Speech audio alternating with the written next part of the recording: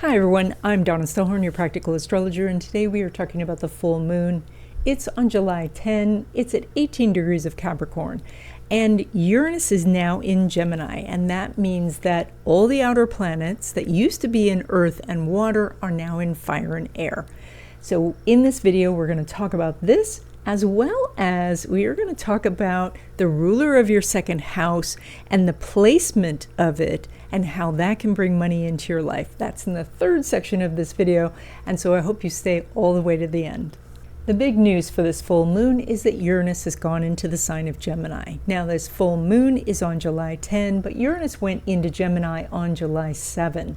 And it's going to continue there until September, where it goes retrograde, and then it's going to go back into Taurus, and then it will be move forward again and go into Gemini in 2026. I'll put the exact dates on the screen. So let's take a look though at this full moon with this in mind so we can look at how this might affect you personally. When a slower moving planet goes into a new sign, it's quite a change. Uranus is very disruptive energy, and when it's in Gemini, it's even more so. Not to mention that Pluto is in Aquarius, which is ruled by Uranus, and Pluto and Uranus are in a trine. And this is, of course, part of the talent trine. I did a video on this topic, and I will link it in the description. Now, this is an Earth full moon, being in Capricorn, and yet all of the outer planets now are in fire and air, which means that the whole world can feel like it's spinning out of control. And you are trying to stay grounded and continue to focus on the practical things and build your life. A Capricorn full moon is a time where you are looking at your life and assessing how your progress is. You're comparing that potentially to your own goals or to people that you know or people out in the world. You see, Capricorn energy wants to build something that lasts. Now, because all of the outer planets are changing signs and there's all this chaotic energy, it's very important to take this Capricorn moon energy and look at things from the standpoint of reality versus all of the hype that might be coming through the screens that we watch all the time. Many of you watching this video are going to be able to take hold of the powerful energy of the talent trine and use it to bring opportunities into your life. And this is a time where you want to look at the opportunities that you want to attract. And of course, we need to be very cognizant of the fact that this is a Capricorn full moon, which means it's ruled by Saturn, which is sitting there conjunct Neptune. And there are two options for this. The better option is that the Saturn-Neptune conjunction gives you a set of blueprints from which to follow step by step to achieve what you want. But the opposite is that Neptune then dissolves the structure of Saturn based on fears or nightmares or anxiety in general. So the best thing to do during a Capricorn full moon is to stick with the practical, to be aware of your duties, your obligations, and your responsibilities. And don't cut corners. Do the right thing, because reputation is important at this time. Hi everyone, I just wanted to pause this video for one quick second to say I'm sorry. I have just found out that my contact form on my website has not been working, probably for weeks. And I did not check it, and I didn't know it wasn't working. So if you have sent in your birth information and not received a chart from me, or you've sent in a question and you have not received a response from me, then it's because I did not get your email. And I'm getting it fixed, and so, or it is fixed by the time you see this. So, and thanks so much. And now back to the video.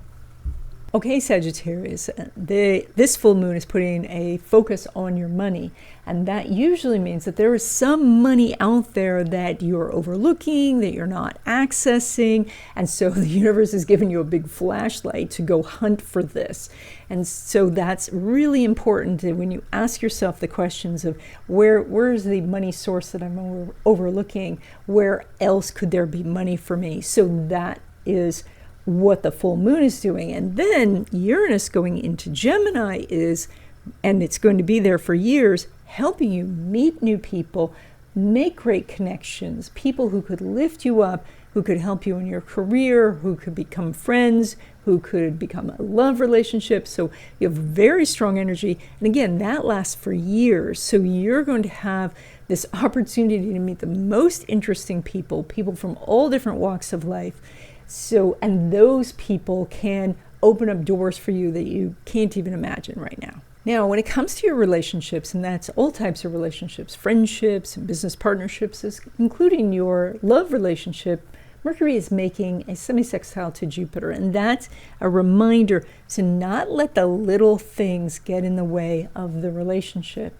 And it's because, we're very different people, and so, if there is some small thing, that small thing could be something that you just overlook and you just say, well, that's them. Or you could make it this big, huge issue, and then that can be a problem. So the focus on this is to identify the issues that are small and then let them go. Now, when it comes to your money, you pull money from Saturn, which is in this area of creativity, which is about right now taking all of the ideas that you had over this last 2 weeks, and I know you had some, probably some big ideas, and breaking these down into steps and putting them into your schedule to actually take something that is just this abstract idea and make it into a set of blueprints for you to follow.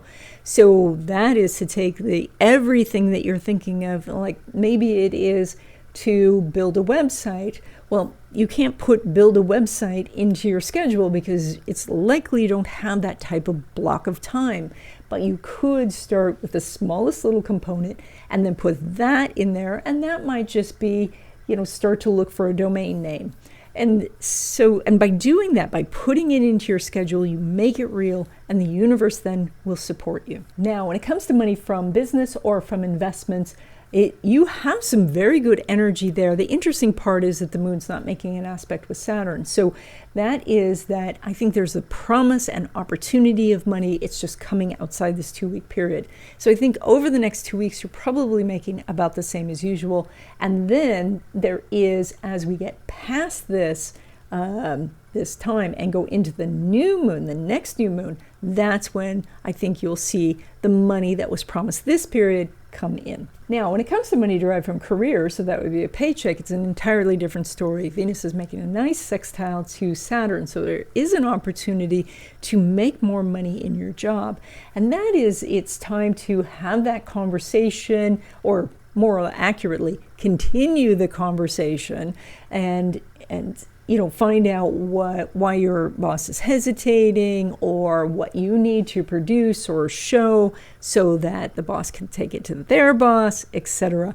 So, but especially if you've already started this conversation, this is very good energy for moving forward to make more money in your job. Okay, in the third section of this video, I have a couple of announcements, and then we're going to continue talking about the second house and the money in your chart. The New Month Wishes class is on July 1st at 12 p.m. Pacific time. If you watch this video after July 1st, then the next class is on August 1st, and it's at noon Pacific time. This is a free class where we talk about the astrological happenings for the month, and then together we write our wishes, and then we energize them together in a short meditation. This class is by Zoom, it's free, and there is a link to register in the description. Members of this channel get access to deep dive videos on astrology, especially more topics about what's happening in the world, and also going more deeply into the interaction of the different cycles. The membership button to join is right by the subscribe button, and so I hope you become a member. So a few weeks ago, we started looking at the money in your chart, and so we've talked already about finding your second house cusp, finding the sign on the second house cusp, and that leads us to the ruler of that sign, or the ruler of your second house. Now, you do have 4 money houses, so we're really focusing right now on the second house. And the second house is more about how the money flows into your life and flows out of your life. So once you know the sign on the second house cusp, then you can find the ruler of that sign. That planet is going to be the planet that rules your money house, the second house. And whatever house that planet is in is a source of money for you. And that is, you go to the sign on your house cusp, the second house cusp, and that sign is ruled by a planet in your chart, and you go to that planet, wherever that planet is, whatever house it is, you pull money from that house. So, for example, if you have Leo on the second house, Leo is ruled by the sun, and if you have the sun in the seventh house, you pull money from the seventh house. Now, as I said before, this is just one of the places you can pull money from. We will talk about the other places in future videos if you're interested. Let me know in the comments. So if the ruler of your second house is in the first house, then you get money through entrepreneurship, freelancing, public speaking, acting, personal training, life coaching, motivational coaching, team leadership, construction, or anything that involves doing something physical. If the ruler of your second house is in the second house, then you make money through things like financial advisor, accountant, doing real estate, entrepreneurship, wealth management, selling luxury goods, selling collectibles, dealing with fine jewelry or precious metals. If the ruler of your second house is in the third house, then you can make money through writing, teaching, journalism, public speaking, selling cars, driving, so anything where you're driving a truck or delivery service, graphic design, dancing, singing, and I should point out with this placement, this is the most common placement I see for CEOs because it also aids in communication. If the ruler of your second house is in the fourth house, you could make money through real estate, home-based businesses, interior design, home renovation, dealing with antiques and collectibles, landscaping, family counseling, historical research, home organizing, or having a daycare. If the ruler of your second house is in the fifth house, then you could make money through things like creative arts, the entertainment industry, gaming, fashion design, children's education, party planning, fertility services, speculation, which includes gambling, music, theater, and content creation. If the ruler of your second house is in the sixth house, you can make money through healthcare services, medical billing, fitness training, being a personal assistant, pet care services, alternative healing, home organizing, personal chef, working in a laboratory, doing environmental work, and accounting. If the ruler of your second house is in the seventh house, you could make money through human resources, business partnerships, legal services, coaching services, event planning, matchmaking, public relations, marriage counselor, personal shopper, color consultant, chess master, or interior decorator. If the ruler of your second house is in the eighth house, you can make money through investments, investment banking, tax consulting, estate planning, forensic work, private investigator, mergers and acquisitions. You could be a mortician, debt management, research and analysis, psychic and intuitive services, art investment, crypto, and medicine, but involving surgery. If the ruler of your second house is in the ninth house, your money could be made through higher education, photography, publishing, travel writing, legal consulting, foreign language instruction, spiritual or religious leadership, international relations, import-export businesses, and legal services. If the ruler of your second house is in the 10th house, you could make money through corporate leadership, entrepreneurship, investment management, executive coaching, public relations,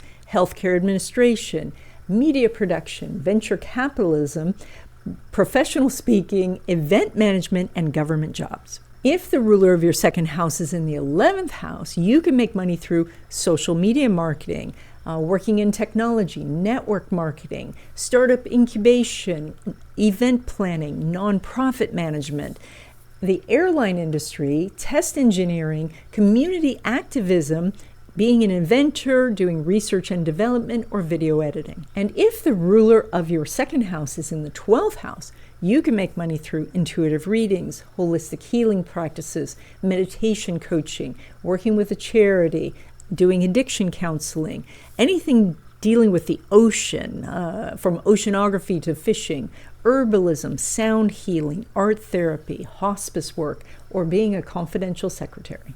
And that's it. I hope that you enjoyed this video. Let me know in the comments if you want to continue to dive into how to find the money in your chart, or if you want me to cover some other topic. And if you haven't already, please subscribe, consider becoming a member, subscribe to my newsletter, and I will see you in the next video.